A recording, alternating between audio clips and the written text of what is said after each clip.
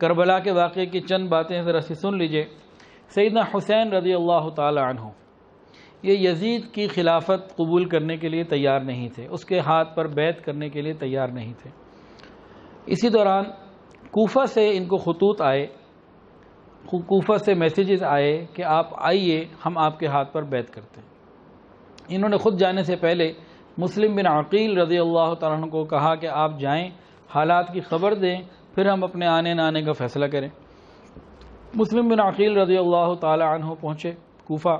اہل کوفہ نے بے مثال ان کا استقبال کیا، بڑا بے شاندار، اور ان کو خطوط دیے اور ان سے جو ہے نا وہ وفاداری کا اور بہت چیزوں کے وعدے کیے۔ مسلم بن عقیل رضی اللہ عنہ نے حالات جب دیکھے تو انہوں نے کیا کیا، انہوں نے حضرت حسین رضی اللہ عنہ کو خط بھیجا کہ آپ آ جائیں۔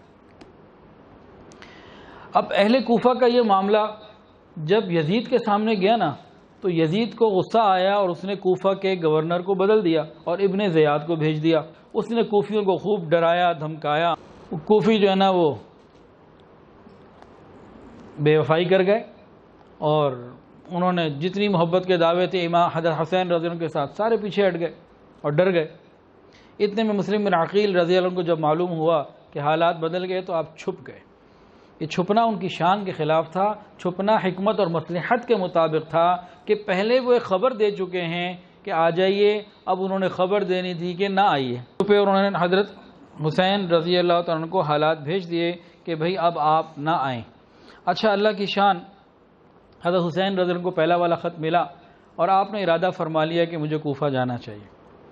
اس وقت کتابوں میں موجود ہے چند صحابہ نے، جس میں عبداللہ ابن عباس رضی اللہ عنہ بھی ہیں، انہوں نے آپ کو منع کیا کہ آپ نہ جائیں، لیکن تقدیر کے فیصلے ہوتے ہیں، لکھے ہوتے ہیں، اللہ نے ان کو شہادت عطا کرنی تھی، فیصلے تھے اوپر سے آ رہے تھے، تو بہرحال تقدیر جو ہے وہ حاوی ہوئی اور آپ رضی اللہ تعالیٰ اپنے چند صحابہ کے ساتھ اور ساتھیوں کے ساتھ، نبی علیہ السلام کے صحابہ، آپ سب لوگ چل پڑے۔ اب یہ کیا ہے، واللہ غالب علی امرہ، اللہ اپنے امر پہ غالب ہے، جو چاہتا ہے وہ کرتا ہے۔ بہرحال حضرت حسین رضی اللہ عنہ جب کوفہ پہنچتے ہیں تو ابن زیاد کی فوجوں نے آپ کو گھیر لیا، اور آپ نے جب اس صورتحال کو دیکھا، ابن زیاد کیا چاہتا تھا کہ آپ یزید کے ہاتھ پہ بیعت کر لیں، اس کی خلافت کو قبول کر لیں۔ حضرت حسین نے کیا فرمایا، وہ تو انکار کر دیا اور تین نکات پیش کیے کہ بھئی ان میں سے کوئی ایک بات مان لو۔ ایک تو یہ کہا کہ مجھے یزید سے 1 to 1 ڈائریکٹ بات کرنے دو، تم ہٹو بیچ میں سے۔ دوسرا یہ کہا اچھا یہ نہیں کرتے، ہمیں واپس جانے دو، ہم واپس چلے جاتے ہیں۔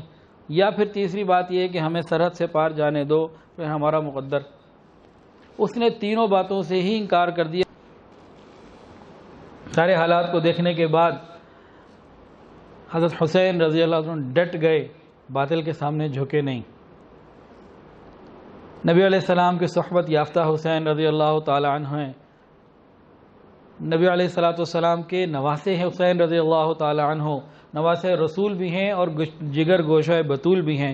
ان کی خون میں، ان کی رگوں میں نبوی خون دوڑا کرتا تھا۔ وہ جرت مند بھی تھے، وہ ارجمند بھی تھے، بہادری اندر کوٹ کوٹ کر بھری ہوئی تھی۔ وہ حضرت حیدر، حضرت اپنے والد کے شجاعت کے وارث بھی تھے، حضرت علی المرتضیٰ رضی اللہ عنہ کی شجاعت کے وارث بھی تھے، وہ بلند ہمت تھے۔ انہوں نے فیصلہ کر لیا کہ میں حق کے لیے جان دے سکتا ہوں، جھک نہیں سکتا۔ ان کو اللہ پہ بھروسہ تھا، اللہ کے لیے ہر قربانی دینے کے لیے یہ تیار تھے۔ اللہ کی شان، ایک وقت آیا پانی بھی بند کر دیا گیا، نہ بچوں کو پانی ملا نہ بڑوں کو پانی ملا۔ ایک ایک کر کے جب لڑائی شروع ہوئی تو شہید ہونا شروع ہو گئے۔ اتنے میں علی اکبر رضی اللہ تعالی عنہ، جو حضرت حسین کے بیٹے ہیں، یہ آگے بڑھتے ہیں اور فرماتے ہیں میں علی بن حسین بن علی ہوں، رب کعبہ کی قسم ہم حضور پاک صلی اللہ علیہ وسلم کے زیادہ قریب ہیں۔ یہ کہتے ہوئے آگے بڑھے اور اللہ کے راستے میں جام شہادت نوش فرمایا۔ ایسا نہیں تھا کہ حضرت حسین رضی اللہ تعالی عنہ اس کو دیکھ کر خوف کھا گئے ہوں یا اس کو انہوں نے اپنے لیے پریشانی کا ذریعہ سمجھا ہو، بس کہ یہ تو ان کے دل کی صدا ہوگی، اللہ یہ تیرے ہی دیے ہوئے پھول تھے، تو نے اپنے راستے میں قبول کر لیا، اللہ یہ میری سعادت کی بات ہے۔ اللہ اکبر کبیرہ۔ اسی طرح آپ کے باقی ساتھی بھی شہادت حاصل کرتے رہے، ایک ایک کر کے آگے بڑھتے رہے۔ مستورات کو بھی پتہ چلتا ہے کہ صدیق کہ علی اکبر رضی اللہ عنہ شہید ہو گئے ہیں، لیکن ان کے سامنے حضرت صفیہ رضی اللہ تعالیٰ عنہ کی مثال تھی۔ یہ اہل بیت کی مستورات ہیں، یہ کپڑے پھاڑنے والی اور واویلا کرنے والی نہیں تھی۔ ان کے سامنے حضرت صفیہ کی مثال سامنے تھی، ان کے سامنے ان کے بڑوں کی قربانیاں سامنے تھیں، اسی کو انہوں نے آج پھر زندہ کرنا تھا۔ حضرت صفیہ کا واقعہ کیا ہے یہ بھی سنیے، مزاج صحابہ کو سمجھیں، مزاج صحابہ کو سمجھیں۔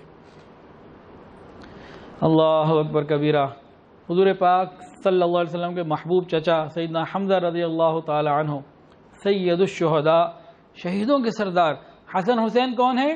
جنت کے جوانوں کے سردار حضرت حمزہ ہیں، شہیدوں کے سردار۔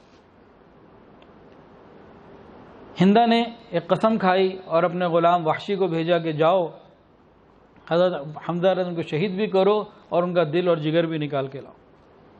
وہ ایک طاق میں تھا۔ حضرت حمزہ رضی اللہ عنہ بہادر تھے، شیروں سے زیادہ بہادر تھے، اللہ کی شان۔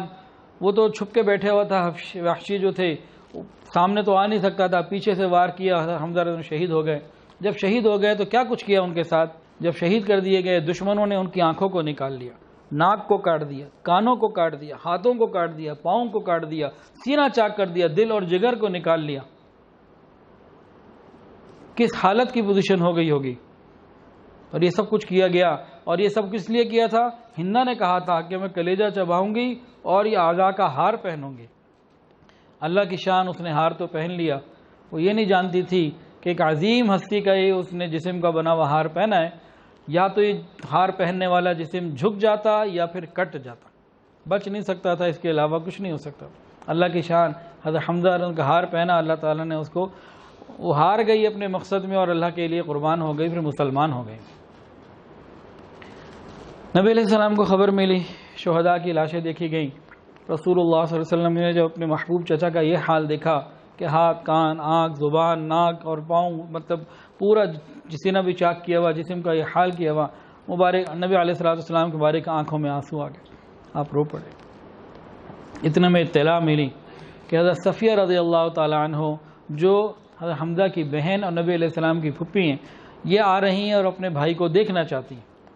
صحابہ نے منع کیا کہ نہیں، آپ مت جائیں، ان کی حالت ایسی ہے، آپ سے برداشت نہیں ہوگا، آپ نہیں دیکھ پائیں گی۔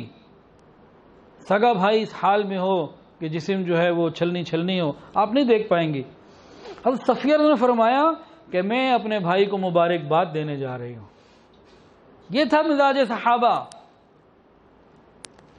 آج کربلا کے میدان میں اہل بیت مستورات کو معلوم ہے کہ علی اکبر شہید ہو گئے، سب شہید ہوتے جا رہے ہیں، لیکن حضرت صفیہ رضی اللہ عنہ کا واقعہ انہیں معلوم ہے، تاریخ اپنے آپ کو دہرا رہی ہے۔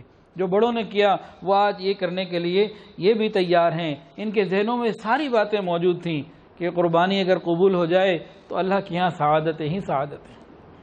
نبی علیہ السلام نے مزاج بنایا تھا، اس مزاج کو سامنے رکھتے ہوئے ان باتوں کو سمجھیں۔